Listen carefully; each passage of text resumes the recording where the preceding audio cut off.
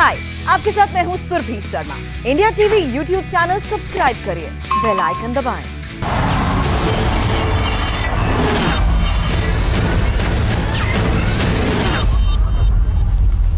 तो आइए शुरुआत करते हैं आज के कुरुक्षेत्र की। मेहमान हमारे साथ जुड़ चुके हैं। हमारे साथ हैं बीजेपी के राज्यसभा सांसद सुधांशु त्रिवेदी जी और कांग्रेस पार्टी के प्रवक्ता आलोक शर्मा जी। सुधांशु जी, आलोक जी, आप दोनों का बहुत बहुत शुक्रिया हमसे जुड़ने के लिए। आज 5 राज्यों में चुनाव है और तमाम दलों के शीर्ष नेता सब प्रचार में जुटे हुए हैं। यहाँ प्रधानमंत्री बंगाल में, असम में रैलियां कर रहे हैं। बीजेपी ने अपनी पूरी ताकत झोंक रखी है। मुख्यमंत्री, केंद्रीय मंत्री सब लगे हुए हैं। दूसरी ओर राहुल गांधी जगह जगह जाकर प्रचार कर रहे हैं, एक राज्य को छोड़कर। उसकी बात हम आगे करेंगे, लेकिन आज राहुल गांधी के एक स्टेटमेंट पर यह बहस आयोजित हुई है। राहुल गांधी ने आज असम में युवाओं से बात करते हुए, स्टूडेंट से बात करते हुए एक बार फिर यह कहा कि बीजेपी नफरत की खेती करती है, लोगों को बांटने की राजनीति करती है, नफरत फैलाती है और नफरत फैलाने से देश में बेरोजगारी बढ़ती है। यह उनकी 2 कंसिस्टेंट थीम है। बेरोजगारी को लेकर भी वो लगातार ट्वीट भी कर रहे हैं। सुधांशु त्रिवेदी जी, सवाल मेरा पहला आपसे। राहुल गांधी ने आज एक बार फिर आपके ऊपर नफरत की राजनीति करने का इल्जाम लगाया। इसमें कोई नई बात तो नहीं है। ये वो आदतन, फितरतन, शरारतन करते रहते हैं। आपने कहा कि 5 राज्यों में चुनाव हो रहे हैं, मगर राहुल गांधी जी राष्ट्रीय नहीं अंतर्राष्ट्रीय स्तर पर प्रचार कर रहे हैं। अंतर्राष्ट्रीय स्तर की एजेंसियों पे जाके साक्षात्कार में बोल रहे हैं कि यहां से डेमोक्रेसी खत्म हो गई है। बेरोजगारी मुद्दा है, महंगाई मुद्दा है और किसानों का मुद्दा है। मुद्दे समझ में आने लगे हैं राहुल गांधी जी को, क्योंकि हम लोग तो सब सतही है ना, उत्तर भारत वाले। उन्हें मुद्दा समझ में आने लगा सौरभ जी, मगर गजब का मुद्दा समझ में आता है कि इन मुद्दों के समाधान के लिए मैं पूछना चाहता हूं, केरल में मुस्लिम लीग से गठबंधन बेरोजगारी के लिए है कि महंगाई के लिए? पश्चिम बंगाल में फुरफुरा शरीफ के गद्दी नशी पीरजादा अब्बास के सजदे में जो कांग्रेस खड़ी है ISF के साथ, वो नौजवानों के लिए है कि किसानों के लिए? और असम में जिनके बारे में यह धारणा है कि वो बांग्लादेशी मुस्लिमों की समर्थित पार्टी है, AIUDF के बदरुद्दीन अजमल के साथ खड़े हैं, ये किसके लिए खड़े हैं? आसाम के अधिकार के लिए कि विकास के लिए? तो इससे बिल्कुल साफ दिखाई पड़ता है कि इसी मुद्दे पर, इससे पहले कि आप आगे बात करें, दरअसल वो यही कहना चाहते हैं कि आपने आज भी आपने अपने वक्तव्य की शुरुआत में, एक मिनट सुधांशु जी, आपने शुरुआत में ही ये दिखाने की कोशिश की कि कांग्रेस पार्टी मुसलमानों का साथ लेना चाहती है, मुसलमान पार्टियों के साथ चुनाव लड़ती है। वो यही कह रहे हैं कि यही तो नफरत की राजनीति है, हर बात पर हिंदू मुसलमान करना। सौरभ जी, हमने दिखाने की कोशिश की। जो कांग्रेस कर रही है उसे हम दिखाने की बात कर रहे हैं क्या? यह मुस्लिम लीग आपको लगता है सौहार्द, शांति और सेकुलर का प्रतीक है? पीरजादा अब्बास सिद्दीकी के बयान सौहार्द और सेकुलरिज्म का प्रतीक है। इससे पहले ये ओवैसी के साथ आंध्र प्रदेश में सरकार चला चुके हैं, ये सौहार्द का प्रतीक है। वही तो मैं कहना चाहता हूं, जब जब हमारे खिलाफ कांग्रेस ने पिछले 25 साल में जब भी गठबंधन किया तो एक ही नारा दिया है, सांप्रदायिक शक्तियों को रोकने के लिए सेकुलर दल एक हो जाओ। फिर कहते हैं बेरोजगारी, विकास और महंगाई पे बात करो। मेरे भाई, तय तो कर लो। अगर महंगाई और विकास की बात है तो जिनके मैंने नाम लिए, इनकी कदमबोसी करने की जरूरत क्यों पड़ रही है? मैं आ रहा हूं आलोक जी। जी आलोक शर्मा जी, आप बोलिए। सवाल आपके सामने। राहुल गांधी ने आरोप लगाया नफरत का, जवाब दिया सुधांशु त्रिवेदी ने। देखिए, मुझे लगता है कि कौन नफरत फैलाता है और कौन डिवाइड एंड रूल अंग्रेजों से सीख कर आया है, ये पूरे देश को पता है। आप बताइए, शमशान और कब्रिस्तान के नाम पर देश के प्रधानमंत्री वोट मांगे और आरोपी जो है कांग्रेस है। बीजेपी के तमाम सांसद कहें गोली मारे उनको, नारे लगाएं सभाओं में जाके और हम नफरत फैला रहे हैं, क्योंकि आप सांप्रदायिकता हमेशा से फैलाते आए। आपके सेटिंग सांसद यूपी में जाके कहें हमें मुसलमानों का एक वोट नहीं चाहिए। यही कारण है कि सांप्रदायिकता कौन फैला रहा है पूरा सब देख रहे हैं। सोशल मीडिया पर कौन कौन से ट्वीट आप लोग, आपका जो डर्टी ट्रिक्स डिपार्टमेंट है वो डालता है, फिर उसके बाद उसको डिलीट करता है। आप केवल ये बताइए कि आप झूठ की राजनीति और नफरत की राजनीति कब तक करेंगे? जम्मू कश्मीर में जाते हैं तो बाप बेटी और बाप बेटा सबसे ज़्यादा गद्दार लोग हैं और सबसे ज़्यादा भ्रष्ट हैं। पहली बार अटल बिहारी वाजपेयी जी की सरकार आई तो बाप बेटे दोनों केंद्र में मंत्री हो गए। जब दूसरी बार आपका मौका मिला जम्मू कश्मीर में तो बाप बेटी के साथ आपने सरकार बना ली। केरल में गए तो मोदी जी केरल की तुलना सोमालिया से कर रहे हैं। बिहार में गए तो बिहार में जंगल राज था 15 साल पहले, अपनी कोई बात नहीं करेंगे। अभी हिंदू मुसलमान होगा, लोकसभा का चुनाव होगा तो भारत पाकिस्तान होगा। देश के प्रधानमंत्री जब शहीदों के फोटो पीछे लगा के कहें कि पाकिस्तान बहुत बुरा देश है और सारे वोट हमें दे दो, और जो वोट डालो उसको केवल पूरी तरह से ये सोचकर डालो कि भाई ये शहीदों के नाम पर हमें वोट दे दो, तो आप क्या कर रहे हैं? आपके पास बेरोजगारी के लिए बात करने को कुछ नहीं है, आप तमाम झूठे आंकड़े प्रस्तुत करते हैं, आपके पास माइग्रेशन ऑफ लेबर्स के पास आंकड़े नहीं हैं, आपके पास तमाम अर्थशास्त्र के जितने आंकड़े हैं सब गायब हैं। National bureau of crime records ने आंकड़े देने बंद कर दिए हैं। बहुत हुआ महंगाई पर वार, अब की बार उनकी सरकार है। अरे भाई देश के प्रधानमंत्री महोदय, आप इतनी झूठ क्यों बोलते हैं? मैं देश नहीं बिकने दूंगा, आज हाल ही हो गया, मैं कुछ भी नहीं छोड़ूंगा, सब कुछ बेच दूंगा।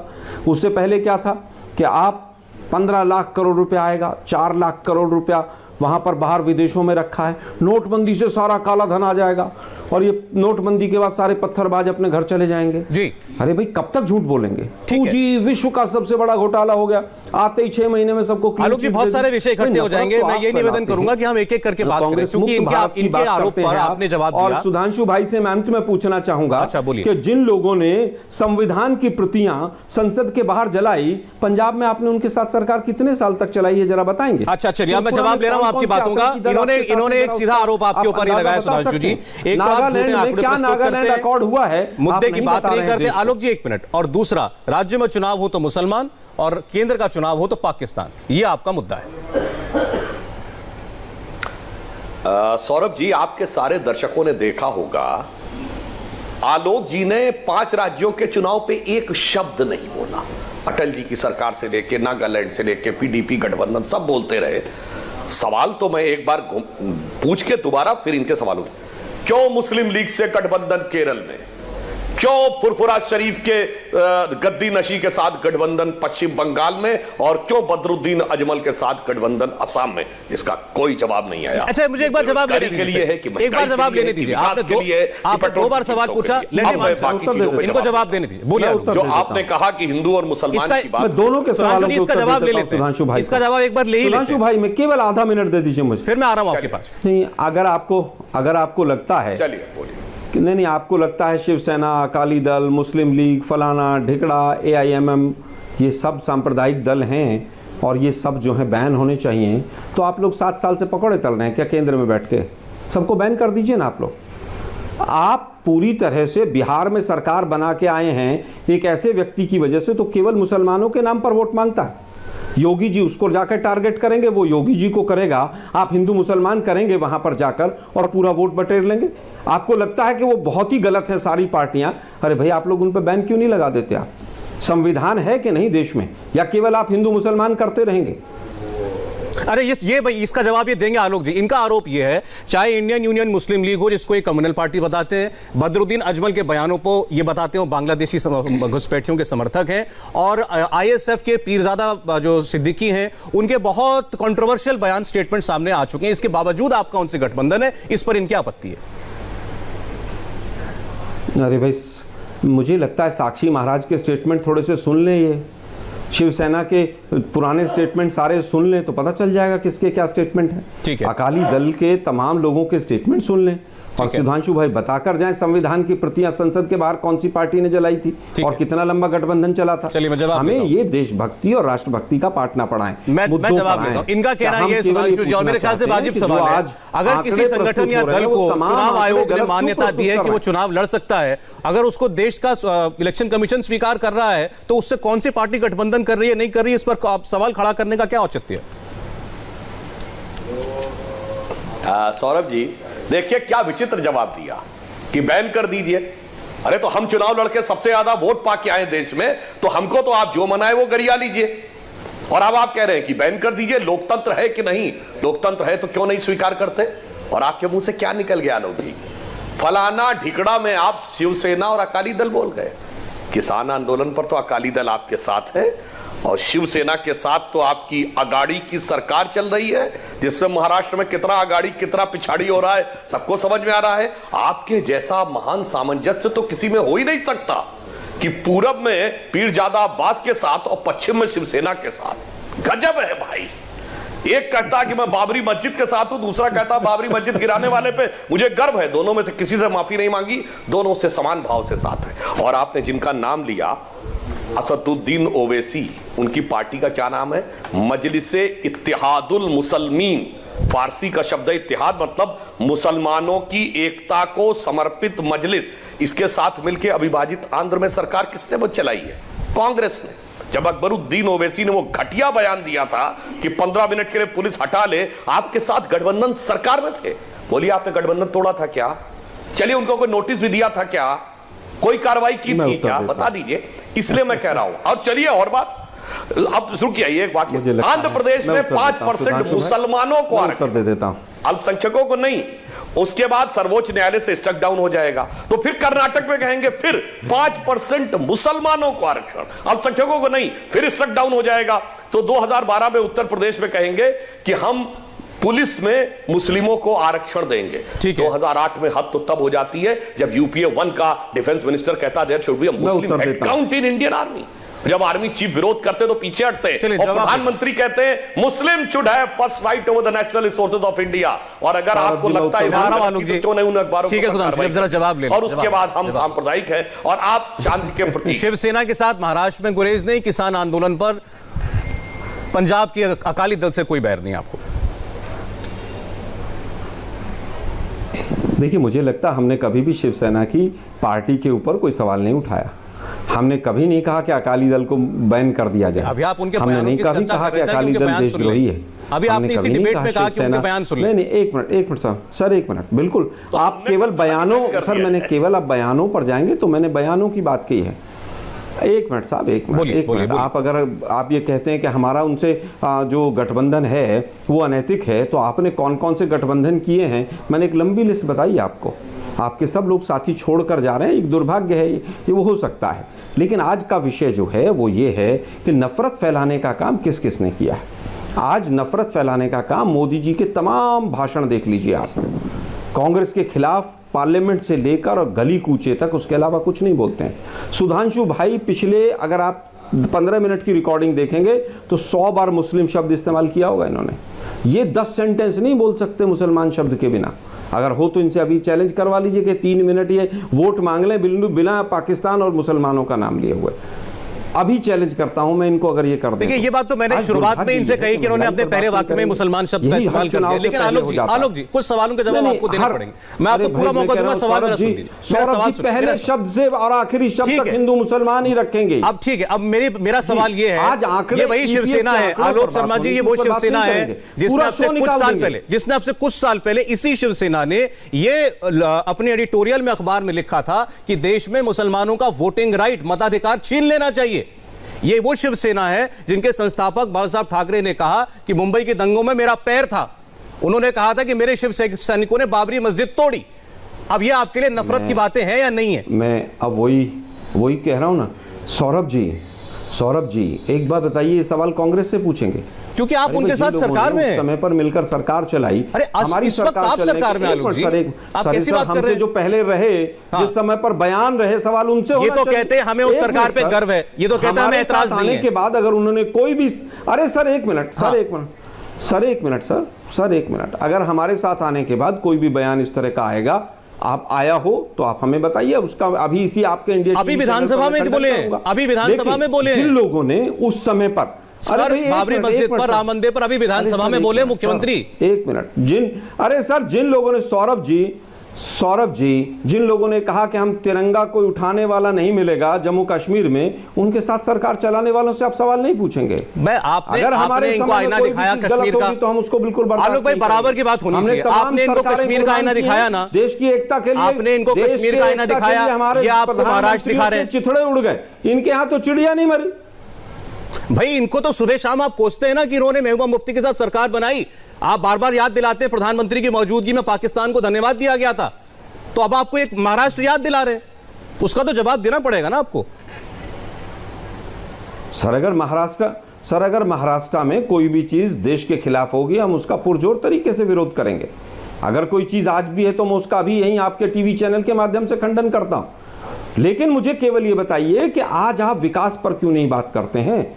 आप आज 5 राज्यों का चुनाव है, उसमें बेरोजगारी पर क्यों नहीं बात करते हैं? 100 के पार चला गया पेट्रोल, उस पर क्यों नहीं बात करते हैं आप? आज भी टॉपिक मीडिया भी हिंदू मुस्लिम लेना चाहता है, और यहाँ माफ कीजिएगा आलोक जी, माफ कीजिएगा, ये आपके पार्टी के सबसे बड़े नेता ने उठाया मुद्दा पर बात क्यों नहीं? ये आपके पार्टी के नेता ने मुद्दा उठाया, भी आप कैसी बात कर रहे हैं आलोक जी? राहुल गांधी ने उठाया मुद्दा। मैं आपको बाइट सुनाऊं राहुल गांधी की? भाई मैं आपको राहुल गांधी की बाइट सुनाऊं क्या? आप मीडिया को दोष दे रहे हैं। आप बोलिए राहुल जी क्यों नहीं बोले? हम तो आज भी कह रहे हैं असल में जाके वो बात करते हैं गैस की, तेल की। नफरत की बात पूरी तरह से मैंने तमाम चीजें गिनवाई सौरभ भाई। हाँ बिल्कुल है। तो आप मुद्दे को ये मत बोलिए कि ये मुद्दा क्यों उठाएंगे आप। एक भी राज्य के अंदर इनकी स्टेट गवर्नमेंट रिपीट नहीं हुई है, इसी वजह से परफॉर्मेंस पे कोई बात नहीं करता।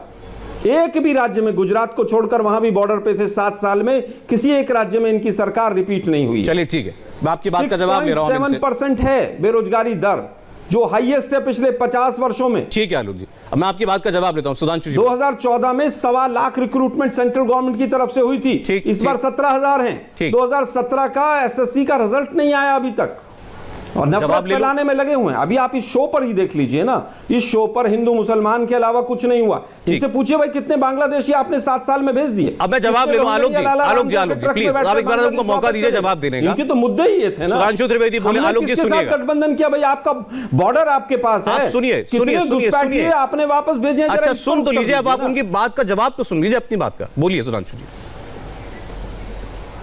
जरूर देखिए, आपके कोई भी दर्शक इसको रिवाइंड करके देख सकते हैं, नहीं तो YouTube पे जाके देख लेंगे। आलोक भाई ने अपने पहले वक्तव्य में कहा 45 साल में सबसे बुरी बेरोजगारी, और अभी कहा 50 साल से, यानी 20-15 मिनट के अंदर 5 साल की बेरोजगारी बढ़ गई। इससे समझ में आता है कि इसके तथ्य कितने विश्वसनीय हैं और कितनी यथार्थपरक बातें ये कर रहे हैं। हाँ, जहां तक महंगाई की बात है, बिल्कुल मैं कहता हूं 750-800 रुपए गैस का सिलेंडर है। जरूर उत्तर दूंगा। तो मैं ये कहना चाहूंगा कि आप बोल लिए ना, अब मैं भी अपनी पूरी बात कर लूं, फिर आप बोलिएगा। आप तो संयम डिबेट करते हैं। अब देखिए, अब यहां पर मैं एक बात कहूं, हाँ 800 रुपए, 850 सही तो मैं कहना चाहता हूं, दर्शकों से जाके देखिए, नेट पे अवेलेबल है। जनवरी 2014 में कितने का था? 1200 और 1300 का सिलेंडर था गैर सब्सिडी का, और वो आज छाती पीट रहे कि 800 का क्यों हो गया है, जबकि हालात क्या है वो सब बात अपनी जगह है। पूरी तरीके से पेट्रोलियम प्रोडक्ट्स अक्टूबर 2014 से डीरेगुलराइज हो गए हैं। अब सरकार का कोई नियंत्रण नहीं है, जैसे पहले होता था कि हस्तक्षेप करके मूल्य नियंत्रित कर दे। अब एक ही रास्ता है कि आप अपना टैक्स घटा दीजिए। ठीक है, जैसे अभी सौरभ जी आप बात कर रहे हैं, तो आपने हमको और आलोक जी को बुलाया है डिबेट में। आज से 25 साल पहले डीजी दूरदर्शन तय करता था कौन डिबेट में आएगा कौन नहीं आएगा। आज डीजी दूरदर्शन आपको निर्देश नहीं दे सकता है, क्योंकि मीडिया पूरी तरीके से स्वतंत्र हो चुका है। वैसे ही ये पूरे तरीके से बाजार के हवाले हो चुके हैं। पहले चरण में पेट्रोल 2010 में हो चुका था और डीजल अक्टूबर 2014 में हो गया। अब टैक्स क्यों नहीं कम करते, तो उस पर बता देना चाहता हूं। जीएसटी में एकमात्र प्रोडक्ट है जो नहीं है, चूंकि जो राज्य है उनकी आय का स्रोत बहुत बड़ा है। हम बिल्कुल कहते हैं 100 रुपया आ रहा है, उसमें से 35-36 रुपया जा रहा है पेट्रोलियम कंपनियों की कॉस्ट को, 31-32 रुपया केंद्र के पास आ रहा है। राज्यों में 20 से लेके 39 रुपए तक जा रहा है, और जो 31 रुपए केंद्र के पास आ रहा है, 14वें वित्त आयोग की संस्तुति के अनुसार 42% वो राज्य में जा रहा है, यानी उसमें से भी 12 रुपए फिर राज्यों के पास जा रहा है। मैं इस पर इतना कहना चाहूंगा, आपने इनको 2014 याद दिलाया, बात कर ली आपने इनको 2014 याद दिलाया। एक सेकेंड, आपने 14 याद दिलाया। आज दुनिया तो आज का कंज्यूमर आज क्या रेट है वो देख रहा है। आज का नौजवान, उसको 14 का रेट याद नहीं होगा, लेकिन उसको आज का रेट याद है कि वो 100 रुपए में तेल डलाता है।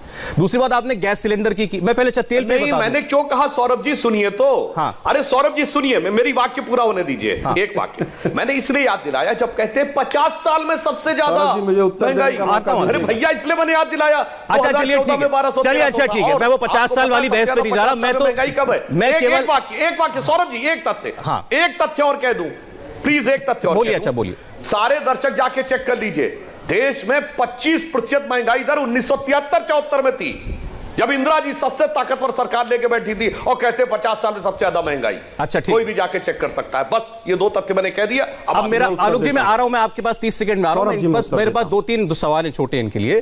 पहली बात तो हम आज की बात करेंगे। 100 रुपए में तेल मिल रहा है सुधांशु जी, ये हकीकत है, और 10-12 दिन 2 हफ्ते तक लगातार तेल के दाम बढ़े थे। आपने कहा डीरेगुलेट हो गया है। वो डीरेगुलेशन जब चुनाव नजदीक आते हैं तो कहां गायब हो जाता है पता नहीं चलता, क्योंकि चुनाव के तिथियां अनाउंस होने के बाद से और जब से रैलियां शुरू हुई हैं, तेल के दाम बढ़ने बंद हो गए।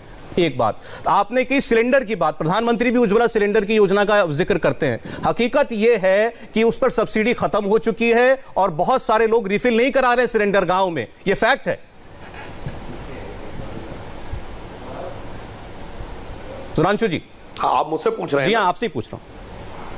हाँ, मैं बिल्कुल बता देता हूं। देखिए, राज्य सरकारों ने अपना टैक्स कम किया है, 2-2, 4-4 रुपए, इसलिए वो नहीं बढ़ रहा है। पूरी तरह सरकार के नियंत्रण में नहीं है, अब सब कुछ मार्केट के नियंत्रण में है। और आपने जो एलपीजी की बात कही, जब सरकार का नियंत्रण खत्म हो गया तो बाजार का भाव तय होगा ना, अब बाजार तय करेगा। हाँ, हमने मुफ्त सिलेंडर दे सकते थे, वो हमने दिया।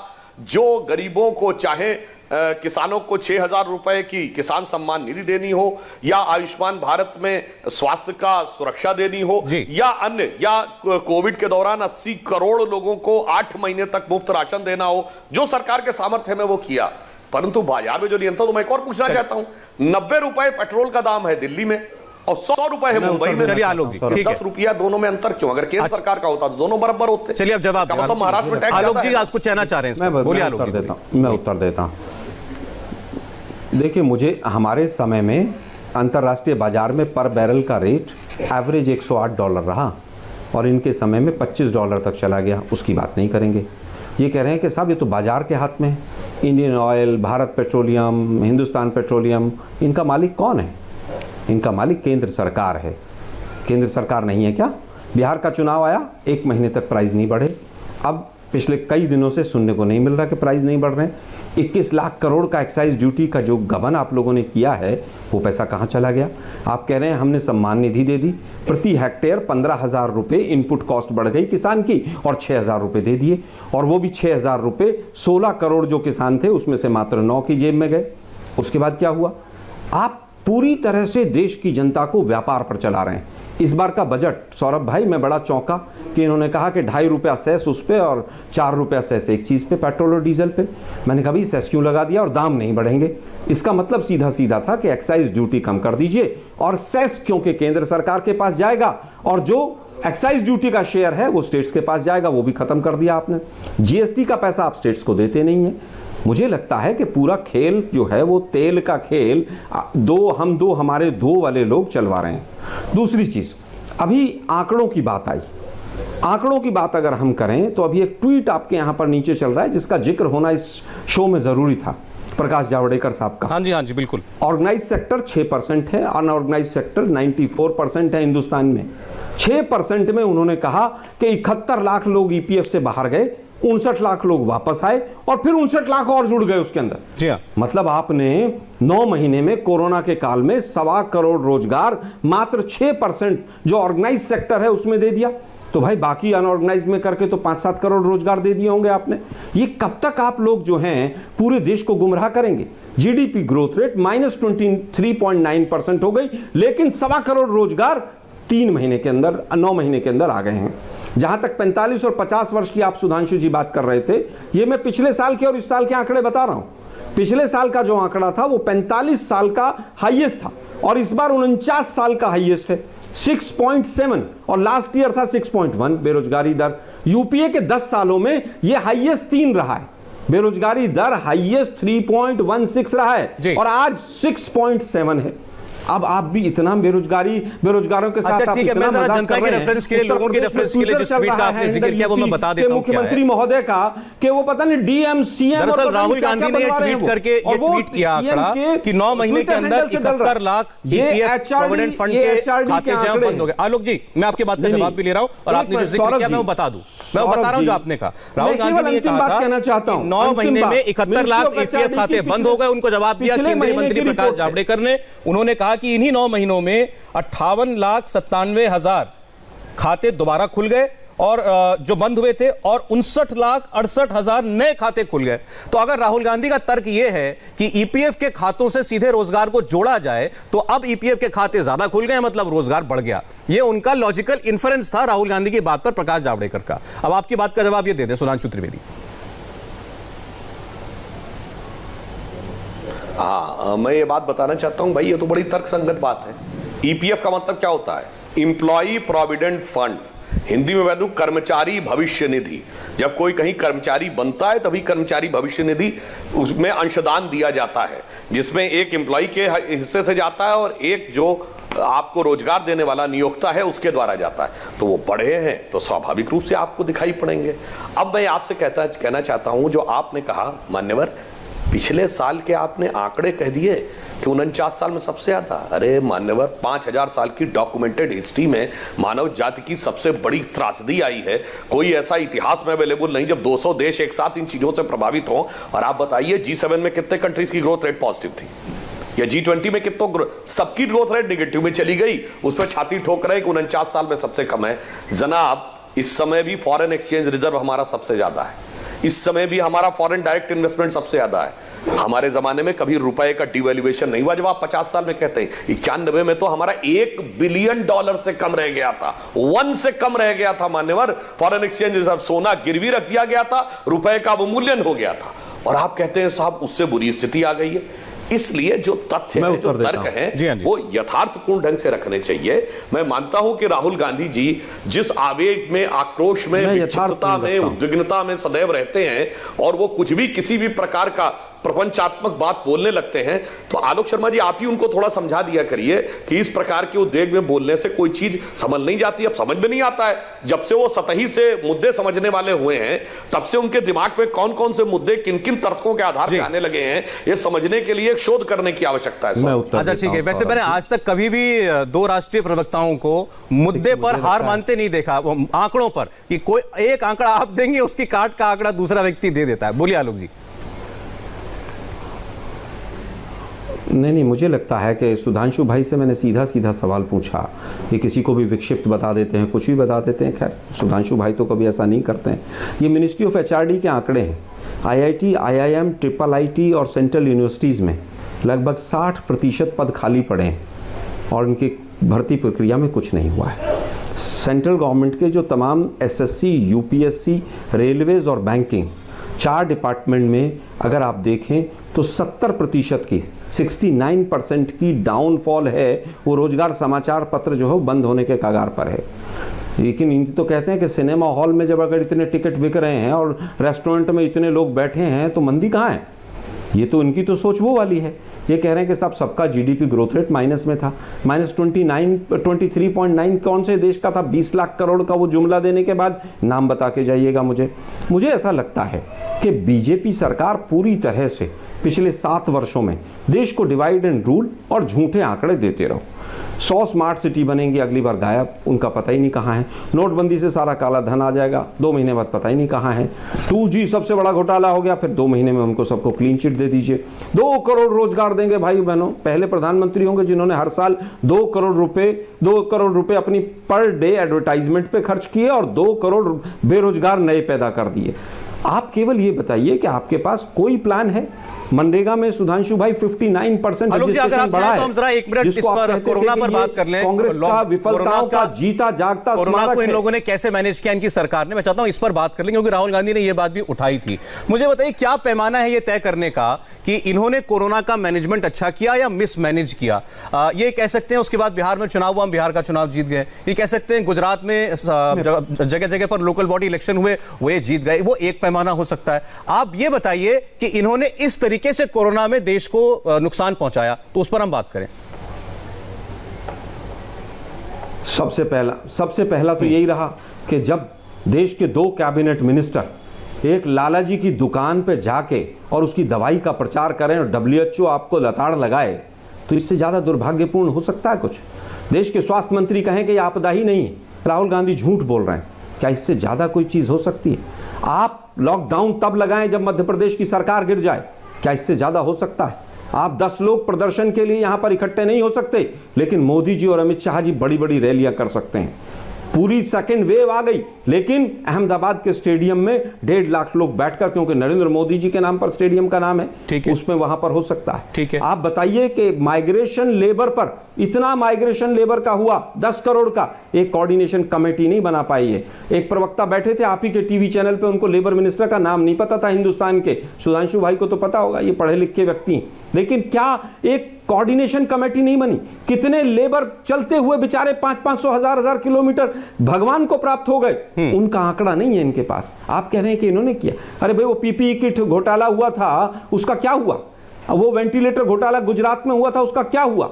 कहीं पर किसी के खिलाफ कोई जांच चल रही है? सबसे बड़ा धोखा देश के साथ कि आप शेर का निशान जो एल्बम लगा के और पीएम केयर। अब मैं जरा जवाब देता हूं, आपने बहुत सारी बातें कही, हम बात कर रहे हैं क्योंकि राहुल गांधी ने आज ये ट्वीट किया था, उन्होंने कहा था कि पीएम केयर्स फंड की इंफॉर्मेशन नहीं देंगे हम। अच्छा ठीक है, राहुल गांधी ने कहा unplanned lockdown disaster continues to haunt the country. ये अनप्लान्ड लॉकडाउन डिजास्टर था, हादसा था देश के साथ, और इसका नुकसान की भरपाई होना बाकी है। सुधांशु जी। मैं बहुत लंबा ना बोल के सिर्फ 3 वाक्यों में अपनी बात समाप्त करता हूं। पहली बात, आलोक जी ने बहुत ज्यादा बोला था बेरोजगारी पे, तो आपने 3 राज्यों के चुनाव में कहा था कि सरकार आने के बाद 5,000 रुपए बेरोजगारी भत्ता दे देंगे। 2.5 साल राजस्थान में हो गए, दे दिया है क्या? दे दिया है क्या? छत्तीसगढ़ में दे दिया है क्या? चलिए पंजाब में तो बहुत दिन से सरकार है, अकाउंट दे दिया है क्या? बिल्कुल दिए हैं सुधांशु भाई। बताइए राजस्थान में कहा दिया आपने? 5,000 रुपए राजस्थान में बेरोजगारी भत्ता 3,500 रुपए चल रहा है। आप कहिएगा तो मैं डॉक्यूमेंट भिजवा दूंगा आपके पास। क्या मान्यवर आप बात करते हैं? आप राजस्थान, छत्तीसगढ़ और पंजाब में आपने बेरोजगारी भत्ता दे रखा है।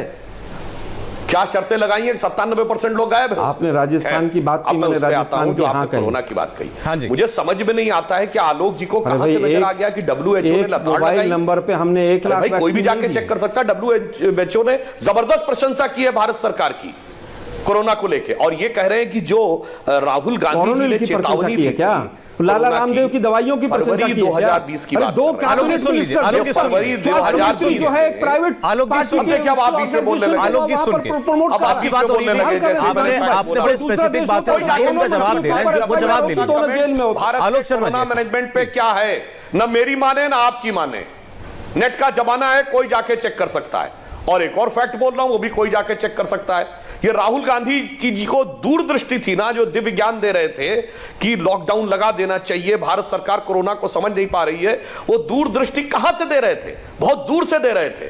विदेश में बैठे थे, इटली में, 2020 फरवरी में जब उन्होंने ट्वीट किया, वाह भाई वाह, खुद विदेश में बैठे भारत सरकार से कह रहे हैं सब रोक दो। और अभी देखिए, उनके जैसा तो आधुनिक श्रवण कुमार कोई नहीं हो सकता कि अपनी दादी जी की सेवा करने के लिए 7 समुंदर पार गए 27-28 दिसंबर को, और 3 हफ्ते की सेवा करने के बाद वापस आ गए, टका टक ट्वीट करते रहे उसके बीच में से। इसलिए मैं कह रहा हूं, जो आप कहते हैं ना ज्ञान दिया, अरे दिया और आचरण में क्या किया? खुद बैठे इटली में, यहां कह रहे हैं सब बंद कर दो। आलोक जी चलिए, मेरा छोटा सा वैक्सीन का जमाना है, वैक्सीन पर एक सवाल पूछ लेते हैं इनसे कि हम तो नहीं, हम तो 250 रुपए में वैक्सीन लगवाएं और बेल्जियम 157 रुपए में। केंद्र सरकार 1.86 करोड़ वैक्सीन खरीदती है और हम एक्सपोर्ट 6 करोड़ वैक्सीन का कर देते हैं। बाकी सब देश 25-30% तक पॉपुलेशन को वैक्सीन करा चुके हैं और हिंदुस्तान 1% पे रुका हुआ है, क्योंकि हम विश्व गुरु हैं। कितने % वैक्सीन वेस्ट हो रही है सुधांशु भाई, पता है आपको? नहीं बताएंगे, कोई जवाब नहीं है इनके पास। आलोक जी, अब मैं जवाब दूं? बोलिए। अरे भाई आलोक जी, आप 250 रुपए में लगाए तो आपको पता नहीं है? हाँ, वैक्सीन का कॉस्ट है 150 रुपए, 100 रुपए स्टोरेज उस पे प्राइवेट वालों को, प्राइवेट भाई आप बिहार के अंदर फ्री वैक्सीन लगा रहे थे। आप तो सरकार तो मुफ्त लगा रही है भाई, सरकारी अस्पताल में आप गए होते, नहीं फ्री वैक्सीन देंगे, कोई जरूरत ही नहीं थी। क्यों नहीं लगा रहे आप? और रही बात इसकी कि आपने, अब देखिए फिर आप बोल रहे हैं, मैं आपके बीच में कोई हस्तक्षेप नहीं कर रहा हूं, जहां मैं फैक्ट देता हूं आप बीच में बोलना शुरू कर देते हैं। अब देखिए एक और बात, अच्छा आप बोल लीजिए, फिर मैं बोल रहा हूं। पॉइंट से बाहर नहीं जाऊंगा मैं, मेरा वादा है आपसे। अरे पॉइंट पे अपना टर्न आने पे बोलिए, जैसे मैं इंतजार करता हूं अपना टर्न आने का, बीच में नहीं बोलते। अब आपने जो ये बात कही, पोलियो, काली खांसी, काला आजार, सबके लिए हमने फ्री वैक्सीन सवाल कह रहे हैं, पहली बार 5-7-8 ट्रिलियन डॉलर की इकोनॉमी आ गई, और उसके बाद 250 रुपए में वैक्सीन केवल 2 मिनट बाकी है, जवाब भी ले लूंगा, आप भी जवाब दे दीजिएगा। उनका कहना केवल इतना है कि क्यों 150 और क्यों 250, सबको मुफ्त में लगाओ जैसे बाकी टीके लगते हैं। सुधांशु त्रिवेदी। अरे सौरभ जी, अब तो कह रहे हैं सरकारी अस्पताल में मुफ्त में लग रही है, अब वो चले गए होंगे प्राइवेट पे, काहे गए भाई? सरकारी में जाते आराम से लग जाती। और दूसरी बात कह रहे हैं 1% जब आबादी को लगी है। ये मान्यवर ये बताइए, भारत के बाद जो नियरेस्ट सबसे बड़ी आबादी वाला देश है कौन है? रूस और अमेरिका, जो हमारे 1/4 है।